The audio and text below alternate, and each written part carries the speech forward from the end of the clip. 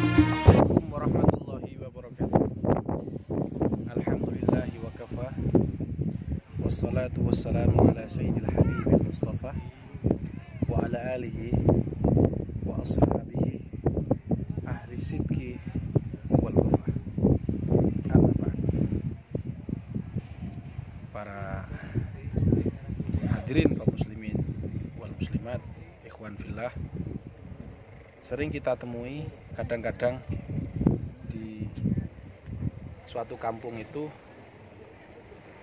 kejadian sering barang hilang, dan ini bukan mitos, ini fakta tanpa harus kita buktikan saja. Ada riwayat hadis yang sahih bahwa sekelompok bangsa jin itu pernah mencuri barang zakat. Ini menunjukkan bahwa hilangnya suatu benda yang bersifat fisik dicuri oleh sosok yang metafisik itu bukan sesuatu yang bersifat mitos atau dogma, tapi memang itu kenyataannya seperti itu. Lalu sebagai kaum muslimin, terutama para praktisi ruqyah dan para anggota JRA, bagaimana menyikapi fenomena jikalau di satu daerah itu ada jin pencuri, entah itu babi ngepet atau dan bagaimana prosesi penangkapannya. Jadi meskipun saya tidak menyarankan menangkap si tuyul ini, tapi mudah-mudahan dengan penangkapan itu mereka yakin bahwa apa yang disabdakan Nabi itu benar, menambah keimanan seseorang kepada Allah Subhanahu wa taala, maka penangkapan itu boleh dilakukan karena darurat. Saya ulangi, karena darurat.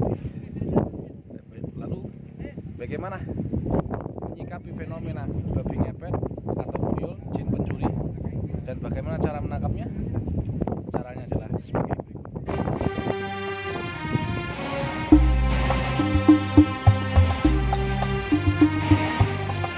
Baik, sebagaimana kita tahu bahwa jin adalah makhluk Allah yang hidup di alam gaib, sedangkan manusia adalah makhluk Allah yang hidup di alam syahadah, alam fisik, alam nyata. Sedangkan jin hidup di alam metafisik. Maka jikalau kita diganggu oleh sesuatu makhluk yang metafisik, yaitu jin, atau dalam Al-Quran bisa di macam-macam katanya, apa istilahnya, bisa disebut setan, maka kita kembali kepada penciptanya. Siapa? Yaitu Allah Subhanahu wa ta'ala. Kata Allah Subhanahu wa ta'ala yang menciptakan setan dan jin itu, Allah mengatakan, wa imma yang zaghannaka minasyaitani naz'un fasta'id billahi innahu huwas samiul alim. Jika kalian diganggu oleh bangsa setan, baik setan atau manusia maupun jin, dengan satu gangguan, baik itu gangguan kamu dirasukin jin atau kamu kena santet khodamnya jin masuk atau barang beracun jin, karena seseorang bersekutu dengan jin dengan cara pesugihan, maka langkah pertama menyikapi adanya babi ngepet adalah fasta'idillah, kamu berlindung kepada Allah Subhanahu wa ta'ala, innahu huwas samiul alim. Allah lah yang maha mengetahui, Allah yang maha mendengar dan maha mengetahui. Poin pertama, harus berlindung kepada Allah Subhanahu wa ta'ala.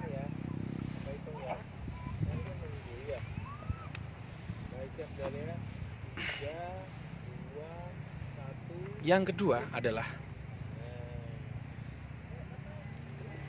kamu bisa berlindung dengan Allah Subhanahu wa ta'ala dengan isti'adah dan dengan doa. Ini saya sering tajribah dan insya Allah bisa untuk nangani babi ngepet. Yang kedua adalah dengan membaca doa yang diniatkan. Ini kata kuncinya adalah iman kita. Diniatkan doa tersebut, diniatkan untuk penjagaan. Caranya bagaimana? Ada beberapa poin doanya. Pertama, Anda bisa bacakan setiap mau masuk ke rumah, setiap asar baca tutup bismillah. Bismillah, pintu-pintu setiap maghrib tutup bismillah. Kata Nabi, fa inna syaitan la yaghliqu bab mughlaqan. Setan tidak mampu masuk ke pintu yang ditutup, tentunya dengan mesti ada yang didoa dengan doa. Jadikan rumah kalian ini sesuatu yang tidak mengundang jin. Salah satu pengundang jin adalah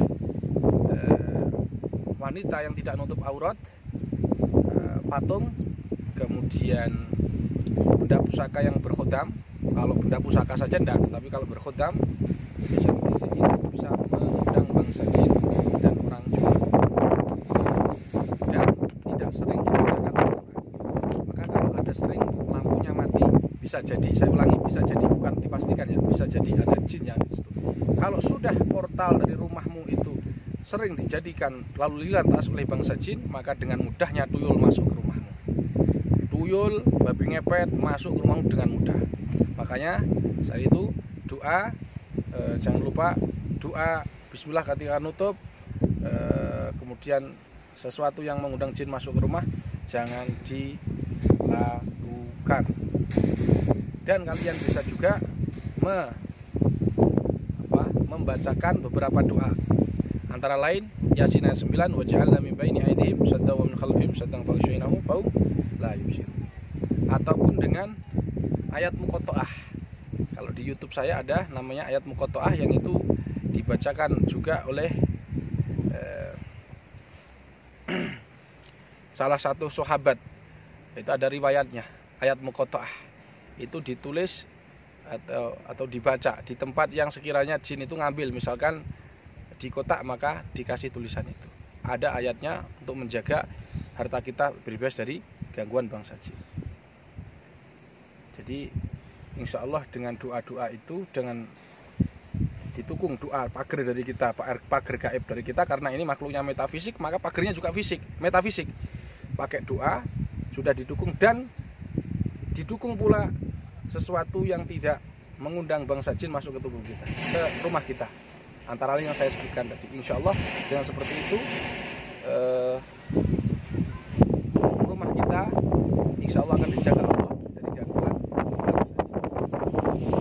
Ya. Lalu pertanyaannya, bagaimana cara menangkap bangsa jin?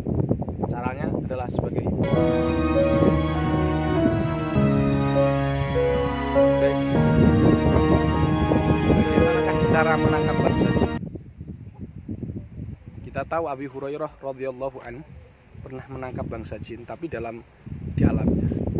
Tapi zaman Nabi itu untuk menunjukkan penubuhan